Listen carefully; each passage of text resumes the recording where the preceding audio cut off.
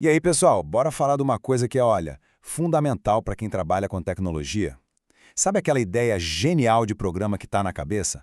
Como é que a gente tira ela do campo das ideias e transforma em algo visual? Em um diagrama claro que todo mundo entende? É exatamente isso que a gente vai desvendar hoje, passo a passo, do zero.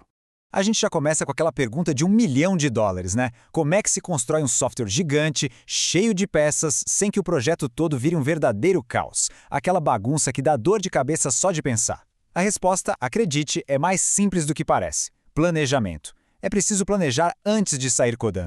Para entender isso, imagina só a planta baixa de uma casa. Ninguém em sã consciência começa a levantar um prédio tijolo por tijolo sem um desenho, né? Seria uma loucura. Primeiro vem a planta, o projeto, o planejamento. Então, na engenharia de software, a nossa planta baixa é justamente a modelagem do sistema. E aqui está a mágica da coisa toda. Achar um erro ali no papel, no diagrama, isso custa quase nada. É só pegar a borracha, apagar e desenhar de novo. Agora, achar esse mesmo erro quando o software já está rodando na mão do cliente, bom, aí o negócio vira um pesadelo. Custa tempo, custa dinheiro e, olha, custa uma boa dose de paciência.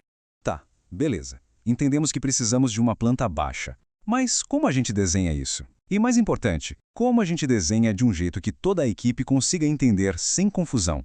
Para isso, existe uma espécie de idioma universal no nosso mundo, a famosa UML, a linguagem de modelagem unificada. E olha que legal essa história, porque antes da UML, ali antes de 94, era uma verdadeira torre de Babel.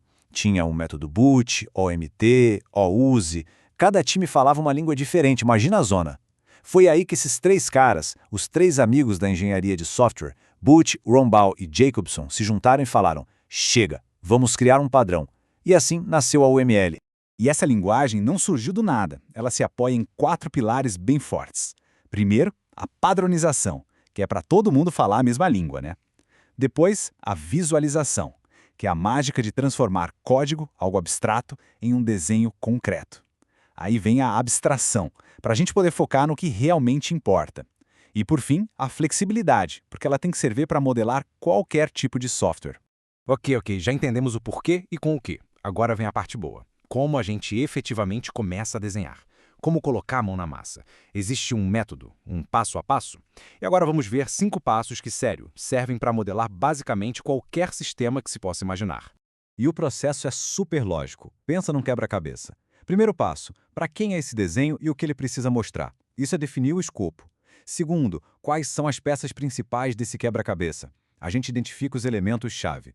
Terceiro, como essas peças se encaixam? É hora de criar as conexões. Quarto, ninguém monta o quebra-cabeça de primeira, né? Então a gente refina, melhora, de novo e de novo. E por último, o quinto passo, a gente dá uma olhada geral para ver se tudo faz sentido. Tudo bem, agora a gente vai para o coração da coisa, a parte mais prática mesmo. Como é que a gente pega a lógica de programação, aqueles comandos que formam um algoritmo, e traduz isso para um desenho? É aqui que o negócio começa a ficar interessante de verdade. Olha só que claro que fica nesse slide. Do lado esquerdo, a gente tem a lógica pura escrita em Portugal, que é aquela linguagem bem didática, né? A gente vê ali, por exemplo, a decisão, o famoso se, então, se não, e a repetição com o enquanto. Agora, olha para a direita. É a tradução visual disso. O se vira aquele losango, e o enquanto vira aquela seta que volta formando um loop. É um verdadeiro depara. Vamos ver cada um deles de perto? Vamos pegar o bloco de decisão. Pensa na lógica. Se a nota do aluno for maior ou igual a 7, ele está aprovado. Se não, está reprovado. Beleza. Como isso vira um desenho? Simples. Aquela pergunta, a nota é maior ou igual a 7, vai dentro do losango. O losango é a nossa encruzilhada. Dele vão sair 2 caminhos, 2 setas. Uma com a etiqueta verdadeiro, que leva para a caixinha aprovado, e a outra com a etiqueta falso, que leva para a caixinha reprovado. Pronto! Aquele monte de texto virou um caminho visual super claro. E o loop de repetição? Como a gente desenha isso? Pensa que a gente quer mostrar os números de 1 a 3 na tela.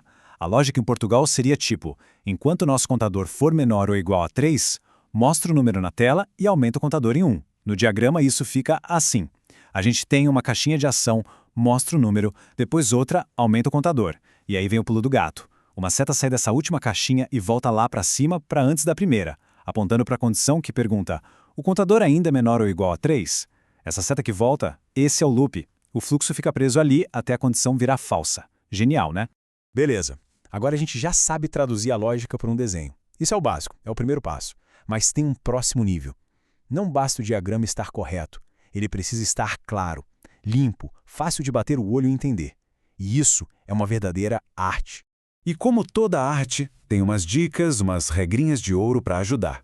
Primeiro, evite que as linhas se cruzem. Aquilo vira um prato de macarrão, ninguém entende nada. Segundo, mantenha um fluxo consistente, geralmente de cima para baixo. Facilita muito a leitura. Outra coisa, usar cores? Pode, mas com um propósito. Não é só para ficar bonitinho. E claro, use nomes padronizados e claros para as coisas. O objetivo final é sempre clareza. E essa frase aqui, ela resume tudo de forma brilhante. Um diagrama mal feito, confuso, é pior do que não ter diagrama nenhum. Sabe por quê? Porque ele não só não ajuda, como ele ativamente atrapalha. Ele pode fazer alguém entender a lógica toda errada e criar um bug gigante lá na frente. Então, a lição é, se é para fazer, tem que caprichar. Então, no fim das contas, o que a gente tira de tudo isso? Que modelar um sistema não é perda de tempo, não é burocracia. É investimento. É construir o alicerce da casa. Um sistema que nasce de um bom modelo é um sistema que qualquer pessoa nova na equipe vai entender mais fácil, que vai ser mais simples de arrumar quando der problema e, principalmente, que vai estar pronto para crescer sem desmoronar. E para a gente fechar, quero deixar uma pulga atrás da orelha. A gente está vendo aí a inteligência artificial gerando código, né? A pergunta que fica é, nesse futuro, qual vai ser o nosso verdadeiro papel como arquitetos, como pessoas desenvolvedoras? Talvez o trabalho não seja mais tanto de digitar o código, mas sim o de pensar a estrutura, a lógica, de desenhar a planta baixa perfeita. Talvez a nossa habilidade mais valiosa seja justamente a de criar o diagrama claro. Fica aí a reflexão.